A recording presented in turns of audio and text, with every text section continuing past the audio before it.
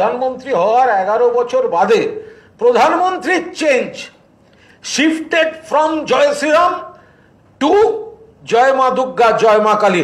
এইটাই বাংলার মাটি, আপনাকে আমরা চেঞ্জ করিয়ে দিয়েছি, মমতা বন্দ্যোপাধ্যায় চেঞ্জ হবে। জয় মা দুর্গা জয় মা কালী, এই পরিবর্তনটা বাংলায় আস্তে আস্তে নরেন্দ্র মোদীর হয়ে গেছে।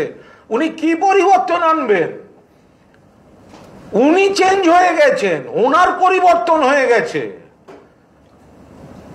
নরেন্দ্র মোদীকে প্রথম বলুন 11 বছরের মাথায় বাংলায় এসে জয় শ্রীরামটার মুখ থেকে বেরোলো না কেন?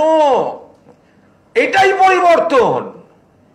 ভগবান রামকে আমরাও শ্রদ্ধা করি, কিন্তু যারা নাকি জয় শ্রীরাম জয় শ্রীরাম জয় শ্রীরাম, প্রধানমন্ত্রীর মুখে এতটা পরিবর্তন যে প্রধানমন্ত্রীর মুখে জয় শ্রীরাম উচ্চারণ হলো না, জয় মা দুর্গা জয় মা কালী। কোন মা দুর্গা?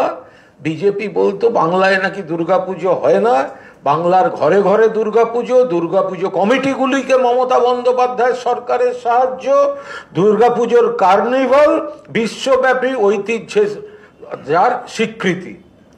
আর মা কালী দক্ষিণেশ্বরে রয়েছেন, কালীঘাটে রয়েছেন। আর প্রধানমন্ত্রী যদি মা কালী পুজোর দিন একটু আসেন, তাহলে মমতা বন্দ্যোপাধ্যায়ের বাড়িতে গিয়ে মা কালীর আশীর্বাদটা নিয়ে আসবেন। ওটা মমতা বন্দ্যোপাধ্যায়ের বাড়িতে পুজো হয়। ফলে 11 বছর প্রধানমন্ত্রী হওয়ার 11 বছর বাদে প্রধানমন্ত্রীর change, shifted from Jai Shriram to Jai Maa Durga জয় মা কালী। এইটাই বাংলার মাটি, আপনাকে আমরা চেঞ্জ করিয়ে দিয়েছি, মমতা বন্দ্যোপাধ্যায় চেঞ্জ হবে না।